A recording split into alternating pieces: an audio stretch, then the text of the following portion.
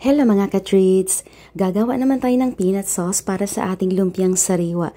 Isa ito sa pinaka-paborito nating handa tuwing may okasyon, birthdays, fiestas o kahit simpleng salo-salo lang ay ang classic na lumpiang sariwa.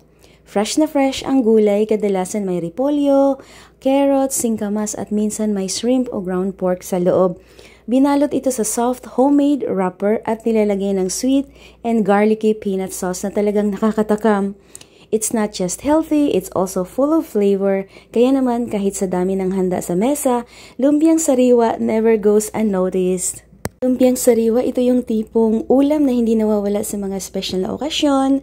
Perfect siya sa mga health conscious pero crave pa rin ng lutong Pinoy. It's light, flavorful, and super satisfying. Kaya kung gusto mo ng something classic pero hindi boring, lumpiang sariwa is the way to go.